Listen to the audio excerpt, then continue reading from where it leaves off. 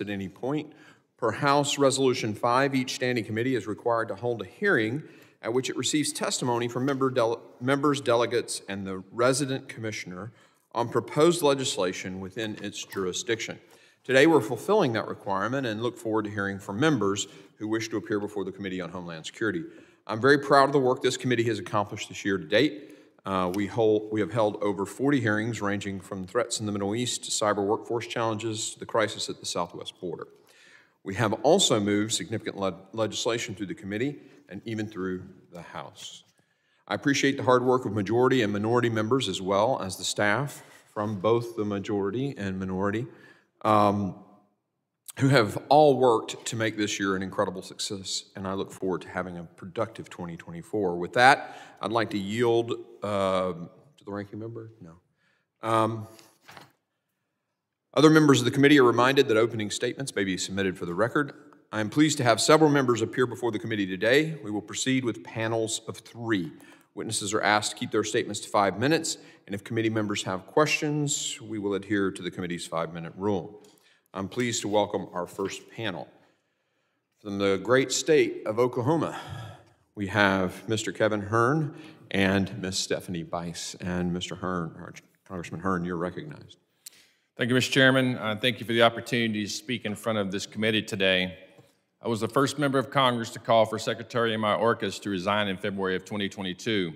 In October of that same year, I escalated my demands and called for the impeachment of Secretary Alejandra Mayorkas. Secretary Mayorkas' tenure has been one willful destruction to the United States, beyond the point of incompetence. On February 2nd, 2021, Secretary Mayorkas swore an oath to, quote, well and faithfully discharge the duties of the office on which I'm about to enter, end quote. He has failed to uphold his oath, and he has failed to protect the American people. The United States is witnessing an invasion, and instead of fighting it, Secretary Mayorkas is using any means necessary, including violating the Immigration and Nationality Act, to welcome it. Under Secretary Mayorkas, the United States has suffered record levels of illegal immigration, spikes in fentanyl trafficking and fentanyl-related deaths, and a tenfold increase in encounters with illegal aliens on terrorist screening databases. This has resulted in record cartel profits, countless criminal aliens being ferried into cities across the country, increased migrant deaths, and a demoralized border patrol. If Biden is not going to do his constitutional duty and make sure he has the right cabinet members, then it falls upon Congress to do their job. Secretary Mayorkas has failed the American people. Keeping him in this role will continue to put Americans in danger. There is not enough time in the world to list all the Mayorkas' failures, but I can highlight a few that warrant immediate impeachment proceedings. Secretary Mayorkas has consistently ignored rules and laws enacted by Congress, failing on his duty to faithfully execute the law. Some of these include using a mass parole policy which violates the Administrative Procedure Act to release record amounts of illegal aliens into the country, abusing the parole system to release hundreds of thousands of illegal aliens into the country, violating the Immigration and Nationalities Act's limit on humanitarian parole, refusing to re-implement Remain in Mexico after a federal district court decision ordered him to, restricting which migrants ICE officials are able to detain and deport, quietly changing the detention policy from a, quote, release only if there is a compelling reason, end quote, to, quote, release unless there is a compelling reason not to, end quote. A change we only now know about because a federal district court in Florida caught it. In addition to ignoring orders from the legislative and judicial branches, Secretary Mayorkas repeatedly lies to Congress and the American people. He has testified to this committee under oath that the border is secure and that he has operational control of the southwest border. Absolutely no one believes that. Biden hasn't seen the real border crisis, but I have several times. And thanks to the leadership of Governor Abbott, cities across the nation are getting a small taste of what our border communities have been going through these last 3 years. Even the mayor of New York City has had to admit that there is a crisis at our southern border. If this is what security and operational control looks like to Secretary Mayorkas, then it's no wonder he hasn't fixed the Democrats' border disaster. While impeachment is an extraordinary measure, it is absolutely necessary when faced with a cabinet secretary who willfully acts in subversion of the confines of congressional authority and the letter of the law. Mayorkas has shown deliberate negligence in its failure to enforce existing immigration laws. Negligence that can be traced all the way back to the White House because the Biden-Harris administration has no intention of securing our border. Mayorkas will face no consequences from his boss because these failures are intentional and at the specific request of President and Vice President of the United States. Joe Biden and Kamala Harris will never fire Secretary Mayorkas because he is performing exactly as instructed. Therefore, impeachment is the only path forward to secure our border and protect our citizens. The House of Representatives should thoughtfully pursue impeachment proceedings against Secretary Mayorkas as his actions meet the constitutional standard of high crimes and misdemeanors. Again, I thank you, Chairman Green, for letting me come and speak in front of your committee today. The gentleman yields. I now recognize the gentlelady from Oklahoma, Ms. Bice, for 5 minutes of testimony. Thank you, Mr. Chairman. Ranking Member Thompson, I thank you for the opportunity to speak on this very important matter that is impacting every state in the country. Since President Biden took office and under the watch of Secretary Mayorkas, over 8.2 million illegal immigrants have crossed the southern border into the United States. This is almost the equivalent of the entire population of the state of Virginia, the 12th most populous state in the Union, and is double the population of the state of Oklahoma. Of the 8.2 million who have crossed the border, 1.7 are gotaways. These numbers alone speak for themselves that the United States does not have operational control of our border, allowing for drugs and criminals to pour into the country, including my home state. As this committee has pointed out, our country is facing a fentanyl epidemic, killing tens of thousands of Americans each year. In September, the Oklahoma City Police apprehended a man who was transporting 2,100 pills laced with fentanyl in his car. It is important to highlight that just 2 milligrams of fentanyl can be lethal. Back in August, my home state Governor Kevin Stitt said the fentanyl-related deaths in Oklahoma have increased by nearly 500% over the past few years. And according to the Oklahoma State Department of Health, fentanyl is the leading substance involved in drug overdoses in Oklahoma. 3 major interstate highways intersect in my district, and 2 of my constituent counties, Oklahoma and Canadian, have been designated as high-intensity drug trafficking areas by the Office of National Drug Control Policy. In fact, Canadian County was just added this summer. And while more funding could and should go to address this matter, the best way to alleviate the high rate of drug trafficking within the interior of the country is to reduce the supply of illicit drugs coming across our borders. In fiscal year 23, nearly 27,000 pounds of fentanyl was seized at the U.S. southern border, nearly double what was seized the year before. The record seizures at the border indicate increased efforts by the cartels to traffic their product to the United States. One can only imagine how much fentanyl is making it across our porous border that is not being seized. Meanwhile, Secretary Mayorkas does nothing to address the issue, which is costing countless American lives. I have spoken with a number of law enforcement agencies in my state regarding the impact of Secretary Mayorkas' border policies in the 5th Congressional District. Sheriff Tommy Johnson of Oklahoma County recently shared with me that his deputies apprehended an illegal immigrant just last month who was acting as a mule for the cartels in the community. The mule was carrying $200,000 worth of cocaine marked by the cartel by the back wheel of his car. The individual had markings on the drugs that indicated he was with a notably violent foreign drug cartel. The mule had also an icon in his car of the Santa Manure, which is used by the cartels to protect them from American law enforcement who they believe to be evil. The presence of such nefarious criminal organizations has grown under Secretary Mayorkas' watch. It is clear that the Biden administration's lack of border enforcement is not only emboldening the cartels, but not deterring them. In order to better protect Americans from this administration's reckless inaction at the southern border, I have introduced 2 pieces of legislation, Kate's Law and the Safe Border Act.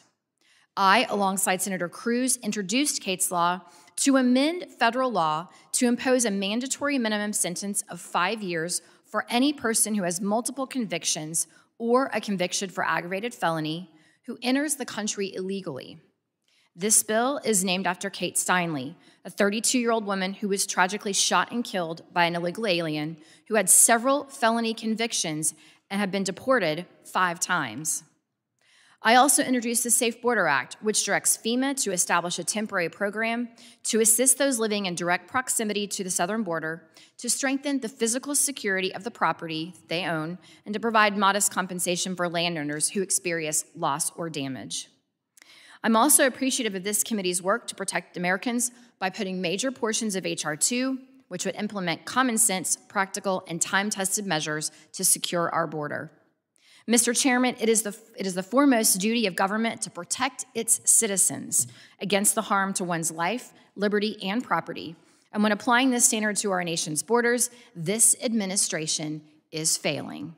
Thank you for the time. And lastly, I would like to note, in the 109th Congress, the United States Senate voted on the passage of H.R. 6061, the Secure Fence Act of 2006, a bill to establish operational control over the international land and maritime borders.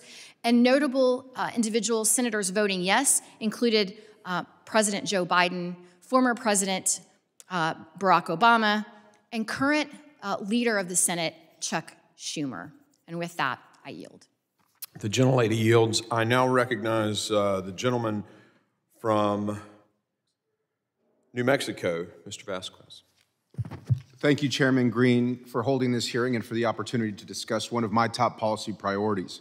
I was born and raised in the borderlands, and I'm extremely proud to represent New Mexico's 2nd Congressional District, which spans 180 miles of the border between Mexico and New Mexico. I'm one of the few members of Congress that has actually traveled across the border on horseback, on ATV, with Border Patrol, with CBP agents, hunting and backcountry camping all across the vast district in New Mexico. I've spent my life on both sides of the border, and I've served as the co-chair of the Southwest Border Security Task Force, which has worked in partnership with local and federal law enforcement. Something that we all, both Democrats and Republicans, have noted as a national crisis is the increasing presence of fentanyl, and this crisis is felt nowhere more than in my community. In 2021 alone, over 100,000 people in the United States died due to drug overdoses, according to the National Institutes on Drug Abuse, with a staggering 2/3 of those deaths coming from synthetic opioids like fentanyl. Land ports of entry, like Santa Teresa and Columbus in my district, play integral roles in screening cargo and passenger traffic entering the United States. We've seen that a majority of the illicit drugs that are caught coming into this country are found by authorities at our ports of entry. However, it's estimated that we're only catching 5 to 10% of those drugs. Congress must come together to deliver solutions. That's why I've introduced the bipartisan Joint Task Force to Combat Opioid Trafficking Act. This is a common-sense, bipartisan bill that would empower state, local, federal, and private sector partners to come together to address illicit opioid smuggling. This is a bill that is endorsed by the Fraternal Order of Police. My bill would authorize DHS to create a task force charged with improving security at the border and new technologies to detect illicit narcotics and opioids. We simply cannot afford to not use all of the tools available to us, as tens of thousands of Americans continue to die every year because of these deadly substances. Last year, Congress extended the authority for DHS to establish joint task forces, recognizing the important role that they play bringing together resources, intelligence, and operations across DHS, including the Coast Guard, Customs and Border Protection, and Immigration and Customs Enforcement. But DHS has only used this authority to create one task force, and it is clear to me that the opioid crisis is worthy of dedicated resources and attention. By authorizing DHS to create this joint task force on opioid trafficking, my bill will help officials partner with private sector entities when necessary, along with federal, state, local, tribal, and international authorities to accomplish their mission. This joint task force will be able to improve DHS's ability to conduct investigations, oversee counter-narcotic operations, and most importantly, reduce the amount of illegal drugs smuggled into the United States. It's important to mention that the House previously passed such a joint task force with strong bipartisan support, but unfortunately the Senate failed to do their job and it never became law. We must finish the job now in the face of this unprecedented crisis. As a representative for New Mexico's 2nd District, my top priority is ensuring the safety of my constituents, and I know that the same is true for you as well, Chairman Green. The time to act on this crisis is now, and my legislation is a prime example of what a common sense, bipartisan solution looks like for an issue that is plaguing all of our districts. I'm proud to say that Representative Siscomani, who will speak before you today, is also an original sponsor of this legislation. I urge this committee to move this bill, which will make our community safer, and I welcome the support of the distinguished members of this committee to hold a hearing and a markup for this bill as soon as possible. Thank you again for your time this morning, Chairman Green. I yield back the balance of my time. The gentleman yields, and we'll now load our next three witnesses. I have Mr. Burchett from Tennessee, Mr. Siscomani from Arizona, and Mr. Ogles from Tennessee. And the next tranche will be Ms. Van Dyne from Texas, Pat Fallon from Texas, and Young Kim from California.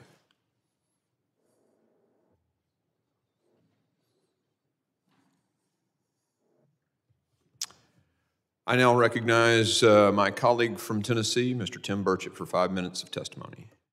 Thank you, Mr. Chairman. Thank you for the opportunity to be here. It's the first time for this committee. I will note that your selection of refreshments backstage was very lackluster, and note that for the record. We'll put an order in for some crystals. Thank you, brother. I appreciate that. You know my heart. And in all seriousness, Mr. Chairman, thank you for taking up this very important issue. You, as well as Representative Ogles and myself, all Tennesseans, we understand how this has hit Tennessee. Illegal immigration takes a huge toll on small towns and cities all over the country, and not just the ones on the southern border. When I was mayor of Knox County in Tennessee, I saw this firsthand. Law enforcement certainly feels the effects of illegal immigration, but it's not only the only industry that is impacted, it has a cost on everyone in the community, like the folks in our education system. I remember I visited one grade school in Knoxville that had students from 20 different language backgrounds, 20 different. Each of them was required to have someone in there to help them along. And lots of small communities struggle to get the funding for English as a second language teachers to accommodate all these incredible language barriers. And it's not the kids' fault, and it's not the teachers' fault, it's the government's fault. The federal government doesn't see the costs, but they are significant. Illegal immigration also takes a toll on our housing and public transportation system. Public services and funding are drained, and no one sees this beyond the local level. We also cannot overlook the crime that comes with massive surges of illegal immigrants. In 2019, an illegal alien, swerved into oncoming traffic and killed my constituent, Pierce Corcoran. His mom and daddy are dear friends of mine, and it's still to this day, this thing just haunts me. The illegal alien had been in the United States for 14 years and had made no attempt to become a legal citizen. And we are doing a major disservice to this country by not protecting our small communities from the increased risk of deadly crime that is posed by illegal immigration. There are two major things we need to do to address this problem. The first thing we need to do is enhance our border security, obviously. They told President Trump he couldn't have $4 billion because it was going to break us, and we spend $4 billion just about on anything up here, it seems. We cannot allow large groups to overwhelm the southern border and force their way in. We need to hire more Border Patrol agents, not just to process illegal immigrants, but to prevent them from entering. And we need physical structures in place that are difficult to structures in place that are also difficult to patrol. We need to be able to run background checks on everyone entering the United States to make sure they are coming in for the right reasons. We also need to deport those with criminal backgrounds so no more folks end up like my buddy's young son, Pierce Corcoran, a 22-year-old who was killed by someone who shouldn't have been here in the first place. The second thing we need to do is to encourage private investment in the countries that these illegal immigrants are fleeing in the first place. Studies show an average salary of $7,000 would be enough for a person to stay and live in Guatemala. Why are we not encouraging investment in places like this if it could stem the tide of illegal immigrants? They're actually, I've been told by members of their government that they don't have enough working age men to satisfy the needs of their factories there right now. Well, we need to take these steps to protect our border and demagnetize it so illegal immigrants don't want to come here in the first place. It's time we take some real action so Americans can stop paying the high price of this surging illegal immigration problem. Thank you, Mr. Chairman. I appreciate your leadership on this, and it's good to see a Tennessean in a chairman's role. You've done a great job. Thank you, brother. Thank you. Appreciate your Kind words. And we now recognize the gentleman from Arizona, Mr. Siscomani, for 5 minutes of testimony. Thank you, Chairman Green, and the members of the House Homeland Security Committee for allowing me to come before you today and testify. I am proud to represent Arizona's 6th Congressional District, which includes a portion of the southwest border and is one of only 6 congressional districts in the country to share a border with Mexico. My district is part of the Border Patrol's Tucson sector, which is currently seeing an overwhelming number of migrants. This administration and Secretary Mayorkas in particular, they are failing us. They are failing our local communities by shutting down the Lukeville Port of Entry, an essential transit point for countless individuals on both sides of the border for trade, tourism, and other reasons as well. They're failing our Border Patrol agents and CBP officers by neglecting to enforce the laws on the books and turning them into babysitters and processors. And they're failing both Arizonans and Americans across the country by allowing mass migration with little to no consequences, and by not properly vetting the individuals they are dispersing throughout the country. Under this administration, every state is now a border state. Every state is being forced to deal with the consequences of a border that is becoming little more than a line on a map. Last Friday, I urged the Biden administration to deploy the Arizona National Guard in order to prevent situations like what we're seeing in the state right now, sir. In the Tucson sector alone, CBP has encountered over 2,800 crossings in one day last week. We have seen well over 100,000 migrants in less than 60 days, and we have led the entire border with apprehension numbers from last 4 months. According to CBP, this is fueled by smugglers peddling disinformation to prey on vulnerable individuals and encourage migration, end quote. We have seen videos of migrants led by the cartels cutting through the border wall and shuffled across. We are seeing thousands of migrants a day. This type of surge is no longer unprecedented. For communities in my district, it has become the norm, and our agents are overwhelmed, undermanned, and unsupported. This type of surge is no longer tolerable. 17 CBP personnel committed suicide in 2022, the highest total in 13 years. CBP reported another 8 suicides in 2020 and 11 in 2021. Tragically, 3 Border Patrol agents took their lives within 3 weeks of each other in November of 2022. We must be doing more to support our agents and officers.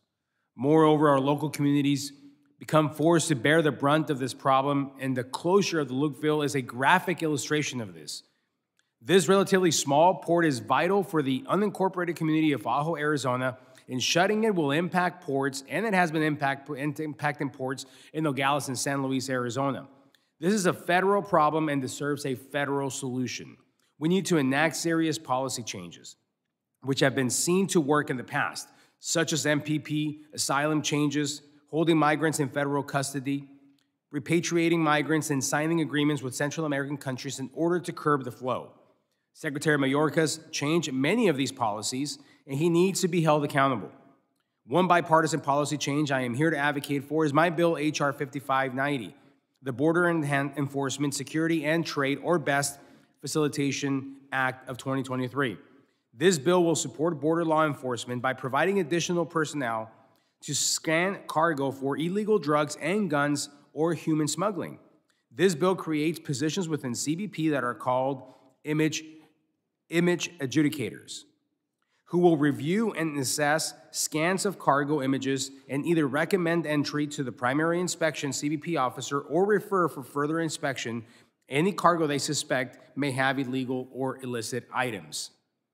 About every 5 minutes, an American dies from a drug overdose or poisoning. And CDC data also show fentanyl is the leading cause of drug-associated deaths across all age groups. Successfully inspecting cargo at our ports of entry helps stop dangerous drugs like fentanyl from coming into the U.S., and positions like an image adjudicator would allow our CBP officers to do their job of inspection, while others look at the images. Thank you again for allowing me to come before you today. I look forward to your questions and hope you can all join me in supporting this much needed legislation. Thank you, sir, and I yield back. The gentleman yields. I now recognize my colleague from Tennessee, Mr. Ogles, for 5 minutes of testimony. Thank you, Mr. Chairman.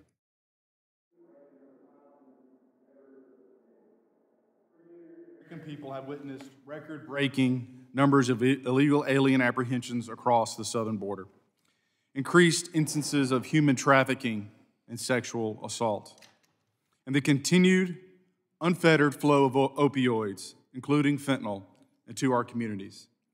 Very few, if any, individuals working in the Biden administration have faced any meaningful sanction or punishment for their role in undermining the sovereignty of America. There were 341,000 apprehensions at the U.S. land borders in September, setting an all-time record, Mr. Chairman. 309,000 apprehensions were calculated in October, marking the second highest total. Between 16.8 million and 29 million illegals currently reside in the United States today, and more foreign nationals are incentivized to similarly break our laws. Non-public data from the Department of Homeland Security indicates that the department has released at least 2.15 million illegal aliens into the United States between January 2021 through March 2023. Over 99% of these illegal aliens, 99.7%, have effectively been protected against removal.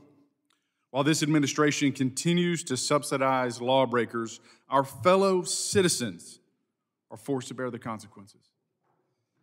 This administration's indifference to the very real suffering of the American people has continued and compounding effects.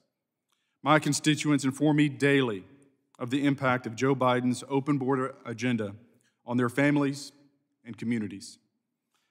An estimated 162,000 illegal aliens now live in my home state of Tennessee, as do their 56,000 U.S.-born children. Illegal aliens add about 50,000 students to local schools and cost taxpaying citizens of my state an average of $4,456 per illegal alien. Education costs stand at approximately $571 million. Costs related to police, legal, and corrections concerns absorbed to an added $175.6 million. In total, illegal aliens cost volunteer state taxpayers, my home state, our home state, $97.3 million, almost $1 billion in 2023, Mr. Chairman. This is to say nothing of the heart-wrenching human cost of these policies.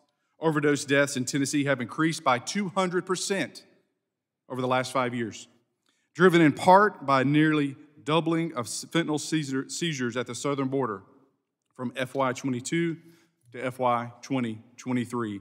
14,100 pounds, to be specific, versus 26,700 pounds, sir. In my own district, authorities were finally able to apprehend an illegal alien male charged with drugging and raping 10 boys from the ages of 9 to 17 earlier this year. Like my colleague from Knoxville, Tim Burchett, I also was county executive. I saw firsthand the crimes committed by illegals. I attended the deaths of children who overdosed because of fentanyl from our southern border. This has to stop. Even while Tennesseans are asked to carry out the financial and human cost of illegal immigration, the Biden administration continues to leave no stone unturned in undermining my state's ability to respond to the crisis. Just last week, the Department of Justice imposed a $700,000 fine on trucking companies in Chattanooga for thoroughly vetting non-citizens and ensuring that any non-citizens were in the United States illegally. Mr. Chairman, we have a company in our home state trying to follow the law, and they were punished. Mr. Chairman, I would encourage the committee to take up the impeachment of President Joe Biden, to have the hearings, to get the facts, to hear the testimony, and to find out if this president compromised our country, if this president compromised the safety and the well-being of our citizens, and to find out if this president is guilty and should be impeached. Mr. Chairman, I thank you for your time. It's an honor to be here, and I yield back. The gentleman yields, and we now have members here. Do you have any questions, Mr. Higgins?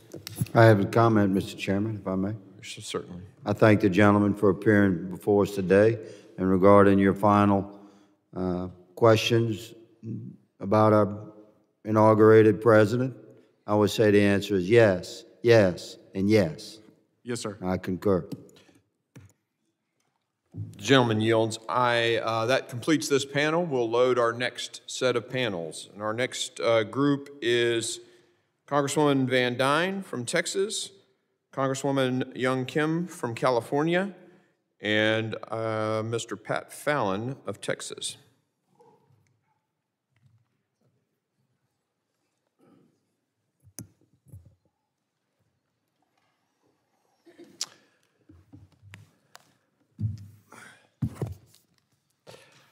I now recognize the gentlelady from Texas, Mrs. Van Dyne. Thank you very much, Mr. Chairman. I'm here to draw attention to the ongoing border security. I think your mic, check to make sure you're on. Okay. Thank you very much, Mr. Chairman. I'm here to draw attention to the ongoing border security disaster caused by the deliberate acts of the Biden administration and by the worst, most dishonest leadership at the Department of Homeland Security in our history. Make no mistake, the absolute humanitarian and security catastrophe that we're facing was created on purpose. This is exactly what this administration and Democrats in Congress want to see inflicted on our nation. The impact on my home state of Texas is profound. From the lives lost, property destroyed, taxpayer dollars spent to not only try to handle the security our federal government has surrendered to Mexican cartels, but also on housing, schooling, and healthcare for the vast illegal immigrant population. So far under the Biden administration, approximately 4 million illegal aliens have unlawfully crossed the Texas border, 1.9 million in 2023 alone, representing nearly half of those apprehended across the country. Additionally, Texas has had about 500,000 known gotaways detected by Border Patrol, representing nearly 60% of those apprehended nationwide. And as you are aware, those gotaways are the most dangerous. These illegal aliens are most likely violent criminals, gang members, and potential members of terrorist cells now operating in our country. To stop the vast tsunami of human trafficking, drug trafficking, and invasion of our country, Texas has had to spend over $5 billion to support local law enforcement operations to support and protect our people through Operation Lone Star, under which Texas has apprehended more than 400,000 illegal immigrants, arrested more than 33,000 criminals with more than 30,000 felony charges reported, and seized more than 426 million lethal doses of fentanyl. Our state shouldn't have to be responsible for this kind of massive national security operation, but while we dig in and fight back, Democrat-run virtue-signaling sanctuary cities protest because a few thousand illegal immigrants are brought to their doorsteps, even though they asked for that when they declared themselves sanctuary cities in the first place. Texas is the front line of Biden's border disaster. Not only are Mexican cartels in control of the southern border, but they're supported by the Biden administration, which focuses the Border Patrol and ICE not on apprehending and deporting people, but on processing illegal immigrants as quickly as possible and then moving them across the country with taxpayer-funded transportation. Put simply, Mayorkas' DHS operation has created transportation assistance for human trafficking in a massive new era of human slavery in America. Locally in 2023 alone, the Tarrant County Sheriff's Office made 115 human trafficking-related arrests and made outreach to the nearly 100 potential known and suspected victims they identified. In one case of human smuggling this year, 10 victims were identified, and the operation was tied back to a Mexican cartel. The victims were so fearful of the traffickers that our sheriff's office could not determine whether they were not only forced into labor, but also brought into the country for sex trafficking. This is the cruel reality of the Biden administration's open border policies. Equally tragic than vast amounts of drug-related smuggled into our state are destroying lives and families. More than 1,100 North Texans have died from fentanyl poisoning since Biden took office. Statewide, drug-related drug-related deaths involving fentanyl skyrocketed by 33% since 2019, now accounting for almost half of all drug-related deaths, killing an average of 5 Texans per day. It is a lie to say that fentanyl only comes through the ports of entry. That's just what DHS is catching. Far more is flooding Texas and the rest of our country through unsecure southern border. Earlier this year in the Carrollton Farmers Branch School District, fentanyl was laced with pills and sold in middle and high schools, sometimes by dealers as young as 14 years old. 9 teenagers died. 9 teenagers had an overdose, and 3 of whom died. When investigators caught and charged the main drug dealer, he ultimately pled guilty to selling more than 100,000 fake pills laced with fentanyl. Young children with a lifetime in front of them are now cut down every day because this administration does not seem to care how high the body count goes as long as they keep the border open. I've spoken to too many mothers in North Texas who have lost children to fentanyl. The grief and pain they bear is soul-crushing, especially since these deaths could have been prevented by simply enforcing the laws that we already had on the books before this administration put American lives at risk. I want to commend the efforts made by Chairman Green and this committee in investigating Mayorkas's dereliction of duty and role in perpetuating the crisis at our southern border. The investigations have shown decisively that Secretary Mayorkas has failed to execute the duties of his office. He has violated the trust of the American people by deceiving them and Congress. Worse, he has actively prevented the enforcement of our nation's laws in the name of political expediency at the cost of American lives. I urge Chairman Green and my colleagues at the committee to continue in your efforts to hold Secretary Mayorkas accountable through impeachment from his office, and I yield back. The gentlelady yields. I now recognize the gentlelady from California, Ms. Young Kim, for 5 minutes of testimony. Thank you, Chairman Green. I want to thank you for convening this important Member Day hearing to learn about our priorities this Congress. Now, more than ever, it is very important that any border legislation that is considered has input from both sides of the aisle. Our southern border continues to be an urgent national security, humanitarian, and public health crisis. According to CBP, we saw over 240,000 illegal border crossings in October 2023 alone. And that is the 32nd straight month of over 150,000 illegal crossings. The border crisis has led to many unaccompanied migrant children being released to live with strangers who could exploit them. Additionally, there are reports that the federal government has lost contact with tens of thousands of migrant children. As a mother, as a grandmother, and now, it pains me to think that there are children in this country not enjoying the care, protection, and the love of their own parents. Distinguished members of this committee, I represent California's 40th Congressional District, which lies on the east portion of Orange County. It's close to the borders of San Diego Imperial counties. The southernmost city in my district is just about 90 miles away from US-Mexico border. And many of my constituents are being harmed by the drug trade propagated by cartel organizations. Our Orange County Sheriff Don Barnes estimates that from 2021 to 2022, the seizures of fentanyl had more than quadrupled to 450 pounds.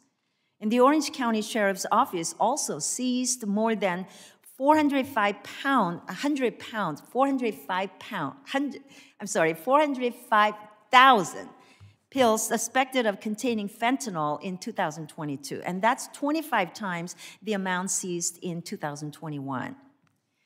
Chairman Green and ranking members and the members of this committee, earlier this year, I introduced H.R. 3508, the Comprehensive Southern Border Strategy Act. This is a bipartisan bill to create a southern border strategy to secure every mile of our border. And I thank Representative Michael Guest, Chris Pappas, and Marie Glusan-Perez for joining me in introducing this bill. And specifically, the legislation directs the Secretary of Homeland Security to enact a comprehensive overview of current security risks at southern border, review the department's technology and tools used to combat drug trafficking with a focus on fentanyl and related substances, and provide detailed accounts to assess operational control for each mile of the southern border and calculate a per-mile cost for protecting our border. Back in 2016, President Obama signed legislation into law to establish a comprehensive strategy for our northern border.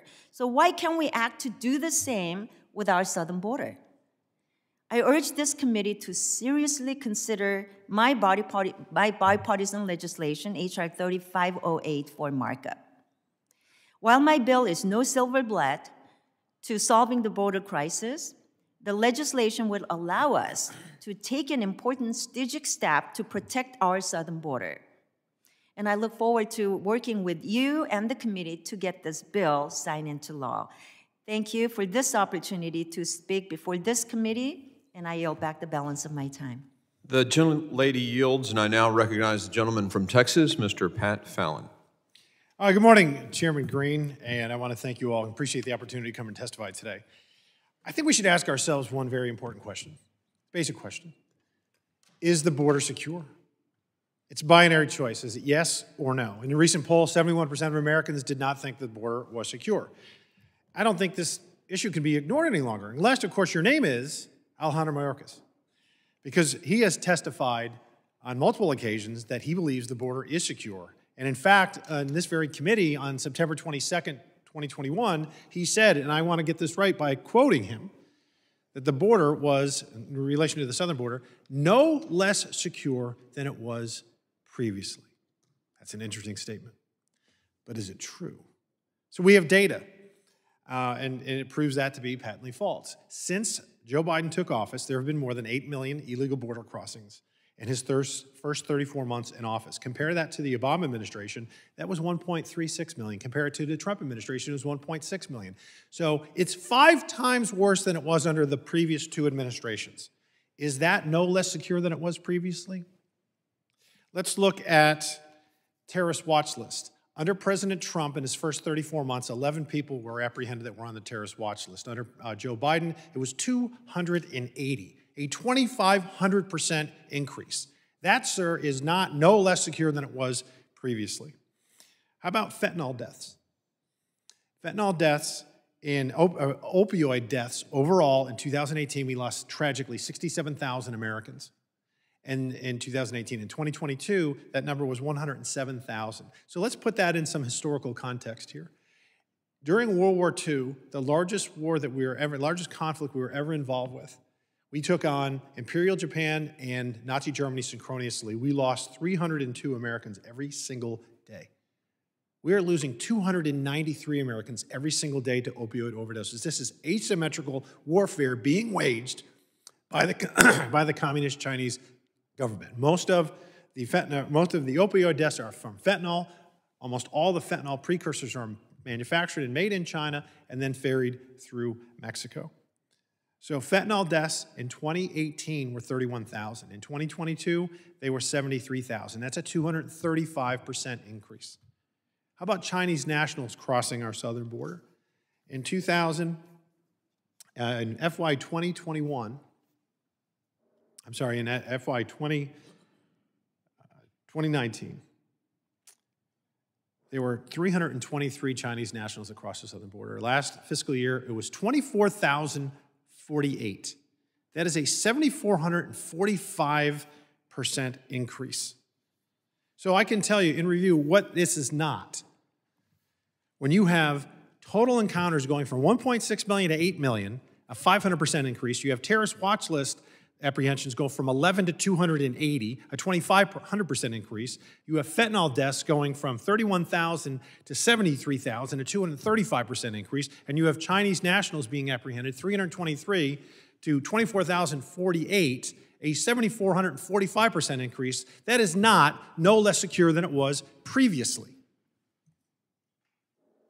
160 countries represented by folks crossing the border illegally, 107,000 dead Americans, and the Mexican drug cartel's profits are a record high at about, estimates say, about $38 billion. So what we have seen Alejandro Mayorkas preside over are open borders, mass catch and release, legally dubious parole programs, and undermining his own Border Patrol agents by severely limiting their ability to enforce the laws and the policies that are already on the books, never mind lying about them. He has proved himself patently unfit to hold the position of Secretary of Homeland Security. Let's look at that, Homeland Security. This is our homeland. This is our soil. This is about protecting not only our livelihoods, but the lives of our families and our future. It is long since time for him to go, and I implore this committee that he be recommended for impeachment to the full chamber. Americans deserve a secure southern border, because if you're not safe, then you're not free. And under Alejandro Mayorkas, we're not safe and we're not free. He must be impeached. Thank you very much, and I yield back. The gentleman yields. We will now go to our next final panel. I want to thank the members that have come. Mr. Donalds from Florida, Mr. Moylan from Guam, please come on up and take a seat.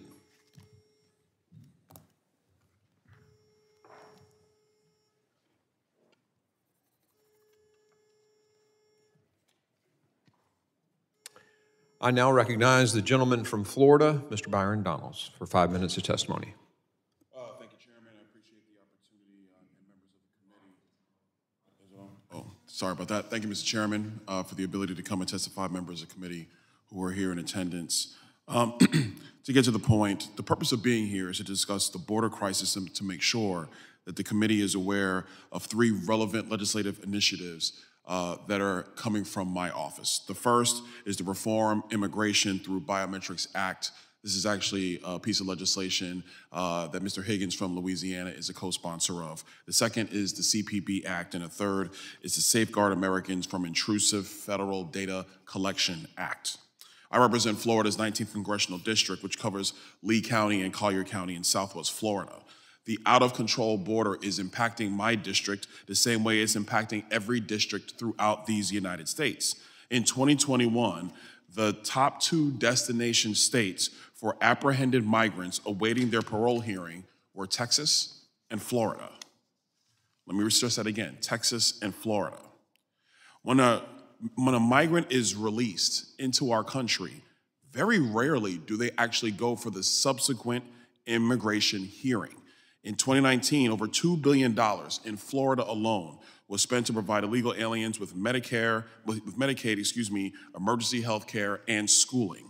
Additionally, last year, the Florida legislature allocated $12 million for illegal alien relocation because our state was being burdened by these issues. And it's obviously been widely reported that our governor actually moved some of these migrants to Martha's Vineyard and the rest. But the point is clear. Florida was being burdened by migrants coming into our country through all these various programs. I want to get right to the policies that we were discussing here. The first is the Reform Immigration Through Biometrics Act. As a member of the Oversight and Accountability Committee, it's important to ensure that agencies are following their statutory directive. In 2004, the 9/11 Commission directed DHS to implement a comprehensive biometric entry-exit system. The directive was solidified into U.S. Code in 2006. To date, DHS has fully implemented a biometric entry system for foreign nationals, but not a comprehensive biometric exit system. The exit system still does not exist. This is unacceptable. What my bill would do is provide much-needed oversight for the implementation of this statutory directive to ultimately determine why DHS hasn't fulfilled their directive almost 2 decades later. A couple of key points.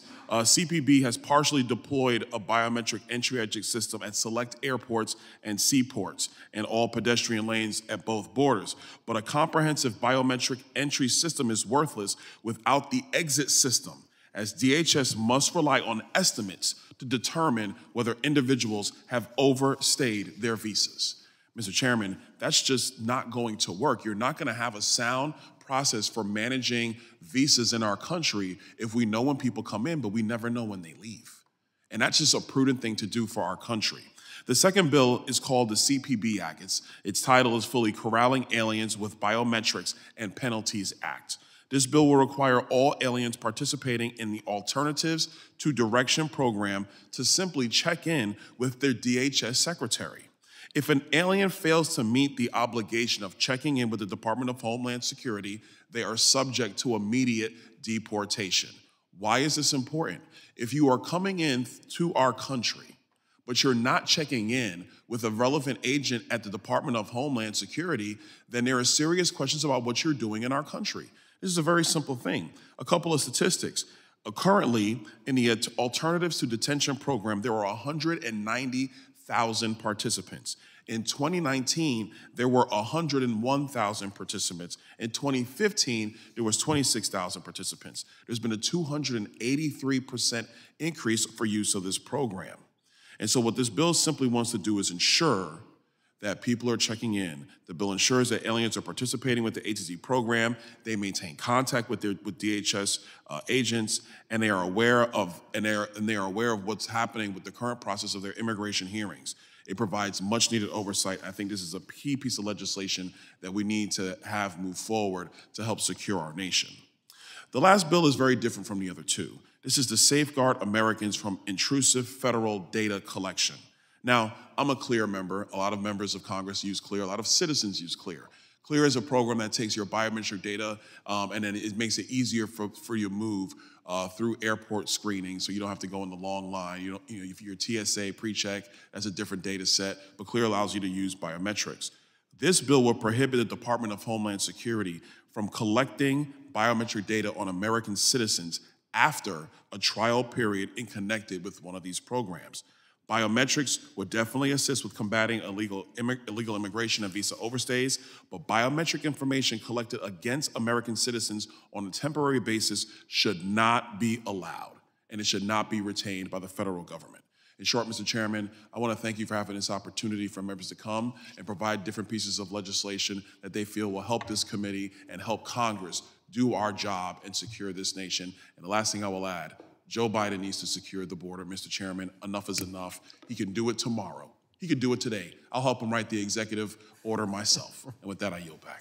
The gentleman yields. I now recognize the gentleman from Guam, Mr. Moy, for his 5 minutes of testimony. Mr. Chairman and my fellow colleagues, thank you for holding this hearing and your extensive efforts on issues important to this committee. Any day when I can share with you my district's priorities is a good one. And given the numerous issues that my island is experiencing that fall under the committee's jurisdiction, today is all that much more important. The security of Guam is directly correlated to the homeland and national security of our great nation. Often, discourse surrounding homeland security pertains to our southern border. Migrants flooding in by the thousands, and lack or, frankly, non-existent border policy and threats to our homeland. These concerns are not unique to the mainland. The island of Guam sits in the middle of the Pacific, in close proximity to our allies in the region, such as South Korea, Japan, and the Philippines. However, our strategic location also positions us to be the front door to the United States when in conflict with China. If harnessed correctly, Guam could be America's greatest asset in deterring Chinese aggression before it reaches the shores of our country. But without adequate attention and proportional response to threats to Guam, our shared interests will fester into shared complications. Currently, Guam faces numerous threats, such as illegal migration and severe underfunding, leading to concerning lack of resources. Much of this stems from fundamental misunderstanding of the substance and severity of these issues. The common denominator to Guam homeland insecurity is China. Illegal migration is not unique to our northern and southern borders. In Guam, every coastline is a potential point of entry for illegal migrants to step foot onto the island without documentation or alerting relevant authorities.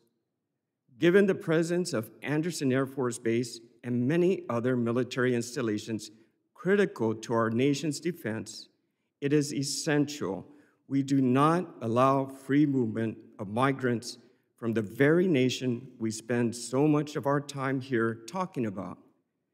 I have been made aware of episodes where security forces at Andersen Air Force Base have apprehended foreign nationals attempting to illegally access the base, including by use of small boats, making landing on the northern coastline of Guam under the cover of night. Finally, annual Homeland Security grants are determined by the SHSP risk profile formula, which focuses on potential for a terrorist attack in each jurisdiction. Now, while Guam is not a high-value target for traditional terror groups, its chief concern is state-sanctioned gray zone warfare, such as the high-publicized hacks of critical infrastructure by the CCP. The current $1 million annually that our local DHS office receives is nowhere near adequate to counter the state-level threats that our local government faces daily. My colleagues, without your support and the joint effort of the committee, China inches closer to our shores by the day. Their aggression becomes increasingly brazen, and frankly, it is un-American to passively watch our sovereignty and our national security hang by a thread. Protecting Guam's interest is protecting America's interest. I urge you to recognize the pressing nature of these issues and join me in retaking an offensive position in this matter. I thank you for the chance to come and speak before the committee today. Thank you, Mr. Chairman. I yield back. I want to thank the member from Guam for his testimony. Really appreciate that. It was actually enlightening to me about the intrusion into the base. Thank you for that. I'd love to have you send some link or something to me if you could on that. That would be very helpful. I think my staff would appreciate that. Do you have any questions, Mr. Jacobs? Thank you. Have a great rest of your day. Thanks for your testimony.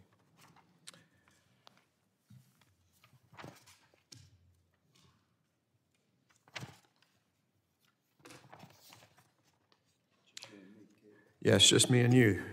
Any comments? I thank the witnesses for their valuable testimony and members for their questions. Members not able to present today are permitted to submit written testimony for the record. Pursuant to Committee Rule 7D, the hearing record will be held open for 10 days for such testimony. Without objection, the committee stands adjourned.